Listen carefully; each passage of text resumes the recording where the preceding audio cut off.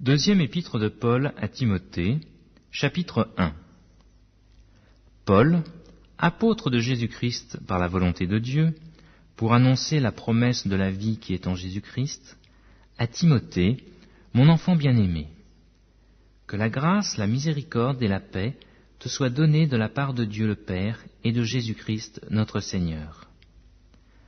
Je rends grâce à Dieu que mes ancêtres ont servi et que je sers avec une conscience pure, de ce que nuit et jour je me souviens continuellement de toi dans mes prières, me rappelant tes larmes et désirant te voir afin d'être rempli de joie, gardant le souvenir de la foi sincère qui est en toi, qui habita d'abord dans ton aïeul Loïs et dans ta mère Eunice, et qui, j'en suis persuadé, habite aussi en toi. C'est pourquoi je t'exhorte à ranimer le don de Dieu que tu as reçu par l'imposition de mes mains.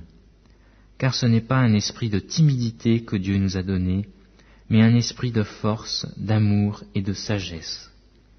N'aie donc pas honte du témoignage à rendre à notre Seigneur, ni de moi son prisonnier, mais souffre avec moi pour l'Évangile, par la puissance de Dieu qui nous a sauvés et nous a appelés par une vocation sainte, non à cause de nos œuvres, mais selon son propre dessein, et selon la grâce qui nous a été donnée en Jésus-Christ avant les temps éternels, et qui a été manifestée maintenant par l'apparition de notre Sauveur Jésus-Christ, qui a détruit la mort et a mis en évidence la vie et l'immortalité par l'Évangile. C'est pour cet Évangile que j'ai été établi prédicateur et apôtre, chargé d'instruire les païens. Et c'est à cause de cela que je souffre ces choses. Mais je n'en ai point honte, car je sais en qui j'ai cru, et je suis persuadé qu'il a la puissance de garder mon dépôt jusqu'à ce jour-là. Retiens dans la foi et dans la charité qui est en Jésus-Christ le modèle des saines paroles que tu as reçues de moi. Garde le bon dépôt, par le Saint-Esprit qui habite en nous. Tu sais que tous ceux qui sont entre eux en Asie m'ont abandonné, entre autres Phygèle et Hermogène. Que le Seigneur répande sa miséricorde sur la maison d'Onésiphore, car il m'a souvent consolé, et il n'a pas eu honte de mes chaînes. Au contraire, lorsqu'il est venu à Rome, il m'a cherché avec beaucoup d'empressement, et il m'a trouvé. Que le Seigneur lui donne d'obtenir miséricorde auprès du Seigneur en ce jour-là. Tu sais mieux que personne combien de services il m'a rendu à Éphèse. Deuxième épître de Paul à Timothée, chapitre 2. Toi donc, mon enfant, fortifie-toi dans la grâce qui est en Jésus-Christ. Et ce que tu as entendu de moi, en présence de beaucoup de témoins, confie-le à des hommes fidèles, qui soient capables de l'enseigner aussi à d'autres. Souffre avec moi comme un bon soldat de Jésus-Christ.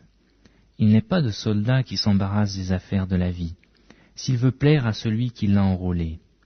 Et l'athlète n'est pas couronné s'il n'a pas combattu suivant les règles.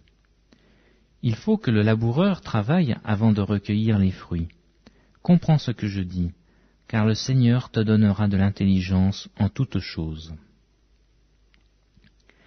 Souviens-toi de Jésus-Christ, issu de la postérité de David, ressuscité des morts selon mon évangile, pour lequel je souffre jusqu'à être lié comme un malfaiteur. Mais la parole de Dieu n'est pas liée. C'est pourquoi je supporte tout à cause des élus, afin que eux aussi obtiennent le salut qui est en Jésus-Christ avec la gloire éternelle. Cette parole est certaine. Si nous sommes morts avec lui, nous vivrons aussi avec lui.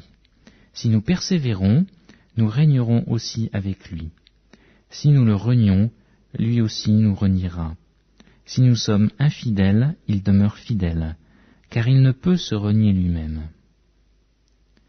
Rappelle ces choses en conjurant devant le Seigneur qu'on évite les disputes de mots, qui ne servent qu'à la ruine de ceux qui écoutent. Efforce-toi de te présenter devant Dieu comme un homme éprouvé, un ouvrier qui n'a point à rougir, qui dispense droitement la parole de la vérité. Évite les discours vains et profanes, car ceux qui les tiennent avanceront toujours plus dans l'impiété, et leur parole rongera comme la gangrène. De ce nombre sont Hyménée et Philette, qui se sont détournés de la vérité, disant que la résurrection est déjà arrivée et qui renversent la foi de quelques-uns. Néanmoins, le solide fondement de Dieu reste debout, avec des paroles qui lui servent de sceau. Le Seigneur connaît ceux qui lui appartiennent, et quiconque prononce le nom du Seigneur, qu'il s'éloigne de l'iniquité. Dans une grande maison, il n'y a pas seulement des vases d'or et d'argent, mais il y a aussi du bois et de terre. Les uns sont des vases d'honneur, et les autres sont d'un usage vil. Si donc quelqu'un se conserve pur, en s'abstenant de ces choses, il sera un vase d'honneur, sanctifié, utile à son maître, propre à toute bonne œuvre. Fuis les passions de la jeunesse, et recherche la justice, la foi, la charité, la paix, avec ceux qui invoquent le Seigneur d'un cœur pur. Repousse les discussions folles et inutiles, sachant qu'elles font naître des querelles. Or il ne faut pas qu'un serviteur du Seigneur ait des querelles. Il doit au contraire avoir de la condescendance pour tous, être propre à enseigner, doué de patience. Il doit redresser avec douceur les adversaires, dans l'espérance que Dieu leur donnera la repentance, pour arriver à la connaissance de la vérité, et que revenus à leur bon sens, ils se dégageront des pièges du diable qui s'est emparé d'eux pour les soumettre à sa volonté.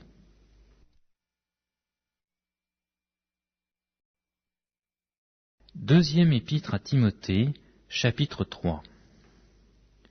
Sache que dans les derniers jours, il y aura des temps difficiles.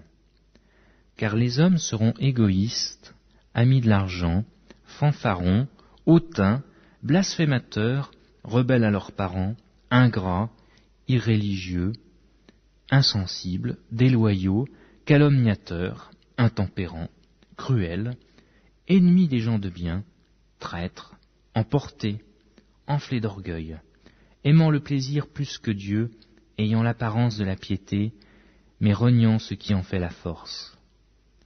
Éloigne-toi de ces hommes-là. Il en est parmi eux qui s'introduisent dans les maisons, et qui captivent des femmes d'un esprit faible et borné, chargés de péché, agités par des passions de toute espèce, apprenant toujours et ne pouvant jamais arriver à la connaissance de la vérité.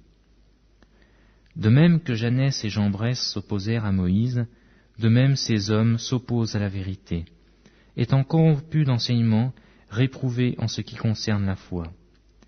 Mais ils ne feront pas plus de grands progrès, car leur folie sera manifeste pour tous, comme le fut celle de ces deux hommes. Pour toi, tu as suivi de près mon enseignement, ma conduite, mes résolutions, ma foi, ma douceur, ma charité, ma constance, mes persécutions, mes souffrances. À quelles souffrances n'ai-je pas été exposé à Antioche, à Icône, à Lystre? Quelles persécutions n'ai-je pas supportées? Et le Seigneur m'a délivré de toutes. Or tous ceux qui veulent vivre pieusement Jésus-Christ seront persécutés. Mais les hommes méchants et imposteurs avanceront toujours plus dans le mal, égarant les autres et égarés eux-mêmes. Toi, demeure dans les choses que tu as apprises et reconnues certaines, sachant de qui tu les as apprises. Dès ton enfance, tu connais les saintes lettres, qui peuvent te rendre sage à salut par la foi en Jésus-Christ.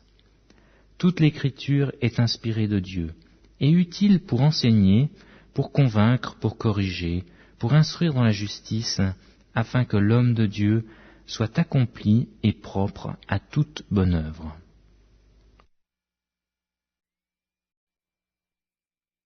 Deuxième épître à Timothée, chapitre 4.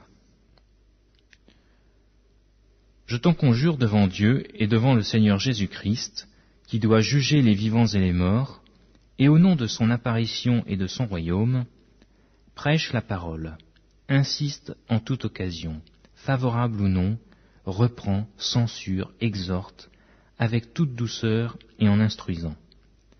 Car il viendra un temps où les hommes ne supporteront pas la saine doctrine. Mais ayant la démangeaison d'entendre des choses agréables, ils se donneront une foule de docteurs selon leurs propres désirs, détourneront l'oreille de la vérité et se tourneront vers les fables. Mais toi, Sois sobre en toutes choses. Supporte les souffrances, fais l'œuvre d'un évangéliste, remplis bien ton ministère. Car pour moi, je sers déjà de libation, et le moment de mon départ approche. J'ai combattu le bon combat, j'ai achevé la course, j'ai gardé la foi. Désormais, la couronne de justice m'est réservée. Le Seigneur, le juste juge, me la donnera dans ce jour-là, et non seulement à moi, mais encore à tous ceux qui auront aimé son avènement. Viens au plus tôt vers moi, car Démas m'a abandonné, par amour pour le siècle présent, et il est parti pour Thessalonique. Crescens est allé en Galatie, Tite en Dalmatie. Luc seul est avec moi. Prends Marc, et amène-le avec toi, car il m'est utile pour le ministère. J'ai envoyé Tychique à Éphèse. Quand tu viendras, apporte le manteau que j'ai laissé à Troas, chez Carpus, et les livres, surtout les parchemins. Alexandre, le forgeron, m'a fait beaucoup de mal. Le Seigneur lui rendra selon ses œuvres. Garde-toi aussi de lui, car il s'est fortement opposé à nos paroles. Dans ma première défense, personne ne m'a assisté, mais tous m'ont abandonné. Que cela ne leur soit point imputé. Le Seigneur qui m'a assisté et qui m'a fortifié, afin que la prédication fût accomplie par moi et que tous les païens l'entendissent. Et j'ai été délivré de la gueule du lion. Le Seigneur me délivrera de toute œuvre mauvaise, et il me sauvera pour me faire entrer dans son royaume céleste. À lui soit la gloire au siècle des siècles. Amen. Salut Prisca et Aquilas, et la famille d'Onésiphore. Éraste est resté à Corinthe, et j'ai laissé Trophime malade à Milet. Tâche de venir avant l'hiver. Eubulus, Pudens, Linus, Claudia, et tous les frères te saluent. Que le Seigneur Jésus-Christ soit avec ton esprit. Que la grâce soit avec vous. Amen.